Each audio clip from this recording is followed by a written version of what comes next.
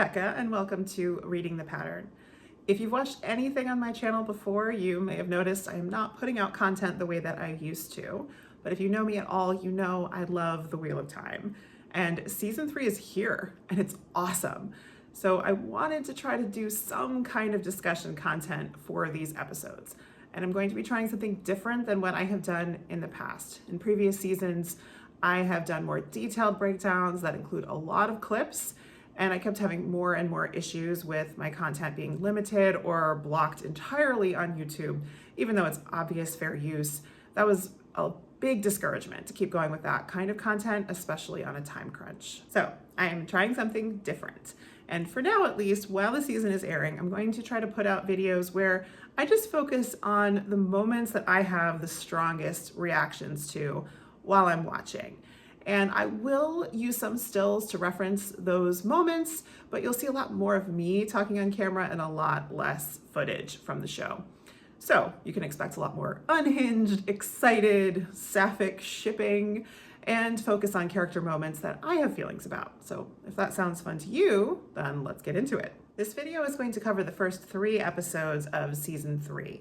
So you definitely want to stop if you haven't caught up on episode 3 yet, but otherwise you should be good to go. I'm not going to include any book spoilers beyond what the show has covered this far. The most I would do is mention a change if it's no longer a spoiler.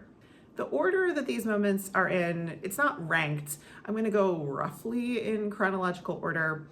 In general, I have to say how impressed I am with how much happens in these episodes, but that we also get some quiet moments between, a couple characters that are really allowed to breathe. And there's also so much humor. Yes, a lot of that comes from Matt, but a lot of characters get in a one-liner here or there, and it's making the show so much fun. So I really can't imagine any first episode of a season starting with more of a bang than this one. It was jaw-dropping.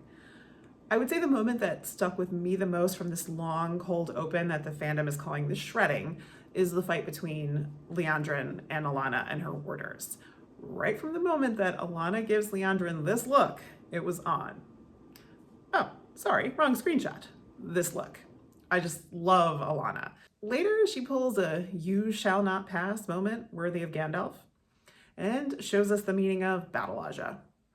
These two do not hold back, and Maxim and Ivan are really trying to kill Liandrin, but it all culminates in the heartbreaking moment when Liandrin stops to kill Alanna, and Ivan takes the blade for her. Maxim saying he can't feel Ivan, and then Alanna letting out this gut-wrenching scream. It kills me, in the best way.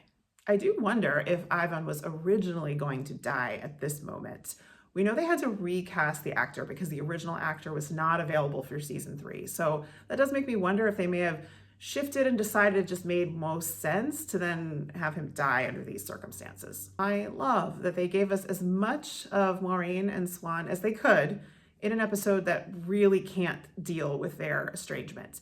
Yet you still know how much feeling is still there when Maureen saves Siuan from 2 of the Black Ajah, and they have a silent, longing moment before walking away. Our 5 Two Rivers ta'veren coming back together and interacting as a group again gave me so many feels. They have, all of them, been through so much trauma separately. To see them smiling together was everything. And they're not glossing over the trauma. It's just nice to also get lighter moments like Rand, Matt, and Perrin being idiots together. Okay, maybe Perrin's not an idiot, but the other two. I like how we get some time with pairings that might not seem obvious, like Nynaeve and Matt. Yet it makes so much sense, and I'm enjoying their interactions so much. Her tenderness towards him and his trust in her. The Lan and Nynaeve scenes in this episode had me in tears. I love them so much. I'm so glad that Lan is asking about and Nynaeve is telling him about her experience in the Arches. He gives her his mother's ring, so they're basically engaged now. We see that Lan breaks his resolve to hang back in the attack as soon as Nynaeve calls his name. Maureen is not happy about that until maybe she sees it really was going too far. Speaking of which, Maureen and Lanfear having this détente with each other because they both want some of the same things for Rand, that was not on my bingo card. But they both have a very ends justify the means perspective, so I'm intrigued. And when Lanfear says that's the only thing she likes about Maureen, was I the only one who thought she got a little closer than she needed to? Just me? Okay. I said I was going to go mostly in order, but I saved the most important thing from this first episode for last. I cannot even describe my reaction to Elaine and Avienda. At first, I'm like, okay, they're flirting, there are vibes, there's chemistry. And then I was like, wait, are they gonna kiss? And then I completely lost my mind when I was like, they're gonna do way more than kiss. I'm so happy. Listen, there are sapphic vibes between these two in the books. You cannot tell me otherwise. And they love each other. I'm just so glad to have this queer subtext made text. And I was arguing for that on this channel 4 years ago. Episode 2 also starts with a bang. We get not only our first glimpse of Shohreh Aghdashloo, my queen, as Elaida Sedai, but we meet Elaine's mother, Queen Morghese. And I literally gasped in this scene when she went full Queen of Hearts. I really enjoyed having this scene to start the episode, and then near the end of the episode to see Elaine fully stand up to Morghese, saying she's staying in the tower, she's going to become Aes Sedai, and she's forging her own path. It's really clear that she has enormous respect for her mother, but she's also showing signs that she's very much going to be her own kind of leader. And I just love this arc for Elaine. Speaking of Elaida, I am thrilled with the near wordless acting that we have in 2 short face-offs between Elaida and Siuan. Sophie Okoneto's face muscles twitch when she first lays eyes on her rival, and the looks they both give each other when Siuan learns Elaida is staying in the tower at the end of the episode. It's gonna be so good. These 2 actresses, I just cannot wait to see the buildup and payoff for this tension. And in general, it's really lovely to be seeing more of Siuan this season and understanding who she is apart from Moiraine. Listen, I don't know how to say this, but I got emotional over a Waygate. For some reason, what they were able to do with the increased budget this season hit me, especially with this upgraded Waygate VFX. It's gorgeous. It's also very evident in the depiction of weaves. The show is just visually stunning. I got a lot of joy from seeing Rima Sedai again, attempting to heal Mat. Yes, we don't get her story of escaping from the Shan-Chan, but I can fill in the gaps in my mind, and I'm just so glad that we won't have to see her as Damani again. I really hope they use this actress and this character more, because she completely won me over in season 2 in just a little screen time. I'm like fully rooting for her. I know it probably wouldn't fit at this point in the story, but I feel like for Nynaeve at least, here is one Aes Sedai who she should be able to feel totally confident is not Black Aja. So I hope that at some time at least Rima might be able to join in that endeavor. I have a lot of feelings about seeing Lanfear torturing Egwene in her dreams while simultaneously seducing and emotionally manipulating Rand in his. I am concerned about how unconcerned Rand seems about her. Rand, you were in over your head, baby. This isn't going to end well. I do get it though. We have Mat and Min together again, which I'm really happy about. Their first scene together this season is so funny. And then they do get to have more serious scenes in the 3rd episode as well. And then we get this scene that is pretty much straight out of the books between Mat and Siuan. And it really gives me chills. It's such a lovely scene. We get so much insight into Mat and Siuan. And she also definitely makes him realize how much of an idiot he's been. This scene where Rand and Moiraine discuss channeling and how it's alike for them and not alike, it's really well done. And it's super important that we spend time with these 2 characters because their relationship is so core to the story. Episode 3 has another banger opening, a Forsaken tea party, as the fans like to joke. We are introduced to Samael, who is already way more entertaining than his book counterpart, and we get a quick reveal that Lord Gaebril is actually Ravin and has been using compulsion to make everyone believe that he is Queen Morghese's longtime consort. What I am enjoying about Ravin is that he actually is way more charming, like a lot more charming than his book counterpart, and that makes him formidable. We also established that his skill with compulsion is chillingly good. In the books, he wields it more like a club comparatively than a scalpel. It's quite alarming actually to realize how effective he is with it here. And we also see that he's someone who is making alliances, which is a different approach. Seems Lanfear only wants to use Ravin and Samael to take out Moghedien, but the game Ravin is playing definitely seems far more complicated. He name drops 2 other Forsaken, Grendel, whose name we heard last season, and Semirhage, which is a new name. There is only one more unnamed Forsaken in the show at this point, it seems. And it's fun for book readers to speculate about which one it might be, since there were 13 in the books, and of course that has been pared down. Finally, Ravin's dynamic with Moghedien is surprising. It's really hard for me to imagine that he could get away with using compulsion on her here, but how comfortable are these 2 with each other actually? Or maybe Age of Legends characters just really like touching other people's faces. It's like shaking hands or something. One thing I adore in this episode is the beginning of the Almira Trakan Detective Agency. I just love their friendship, the contrast between these two characters, and we're getting very quickly and believably to their next endeavor in Tenchiko. Elida in this episode. I love that we see her in two very different ways.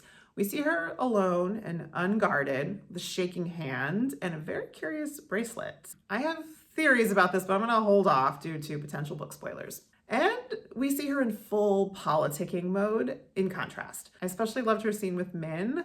I think there's some lowering of her guard, but she's still very much politicking. I do like that the show is bringing these two seer characters together. We get to see their very different perspectives on their own abilities. The scene between Perrin and Alana as he buries his broken ring by Layla's apple tree was really moving. I really like how they adapted this moment from the books. I do find the dynamic between these characters very intriguing. Alana immediately names him when she sees him, and he seems to already be familiar with her as well based on their dialogue, and yet it's a mystery. Why is she here? Even exactly how she came here, I'm honestly not entirely sure where all this is going. I suspect that Moiraine could have asked her to go after Perrin so as to not leave him fully to his own devices, but that's just a guess. Then there's Liandrin. I really appreciate how this show is reminding us in a couple different scenes about this connection that Nynaeve and Liandrin had and how it's not entirely fake. There was some real feeling there. And again, so much emphasis on Liandrin's tragic and traumatic childhood. She remains a three-dimensional character. I'm kind of rooting for her when she literally rips out the heart of that man trying to marry a child. But we are also reminded that she wants to do to Rand what Rhenna did to Egwene, so there are no simple feelings here. I enjoyed Egwene starting to make connections with the Aiel more easily than Rand does, actually. I missed it the first time, but Egwene gets Rhuarc to stay behind and bury the Tuatha with just a look. And her discussion with Bear about dreamwalking has me just so excited for that part of the story. The sweat tent scene was so great for Moiraine and Lan. There's a callback to their very first bath that we saw all the way back in the very first episode where Lan wanted it to be warmer, and now he's like, it could be cooler. I like how he's trying to play wingman for Moiraine with Melindra. And we get Moiraine acknowledging that she doesn't know if she could really enjoy being with anyone that's not Swan. So my heart had to endure that. The reveal of Melindra as Malkiri, like Lan, was also really interesting, lest anyone be concerned that Lan had any interest in her beyond her tattoo. The Perrin and Faile scenes, I love them. She's so direct in contrast to him, but we also see him being a little bit more direct than usual with her in response. I especially love the moment when he asks her for her real name and we see her face just light up, even though he can't see it. Good stuff for this wolf and falcon. I will end with talking about two huge Mat moments. First, Min has a vision of him. And if you've read the books, you know exactly what this means. And it refers to something that I've been expecting to see in the show, but some people had some doubts, so it was awesome to see this being teased. And lastly, Mat soundly kicks the asses of Elaine's two obnoxious brothers, and it was so satisfying. Honestly, more satisfying than this moment in the books, because so far, Galad and Gawyn are just annoying tossers, as Mat calls them. And it's good to see their entitled asses taken down a few pegs. I am curious to see how the portrayal of these two characters will evolve in the show, but for now they're pretty one-dimensional. And they had it coming. Also, I adore Mat's hero music. I just love it. So that's it for now. Let me know all of your favorite moments in the comments. I'm feeling so good about this season. But since we know the Roydian episode is next, whether you've read the books or not, that has been pretty well teased. So, in a good way, I have to say, gird your loins, my friends.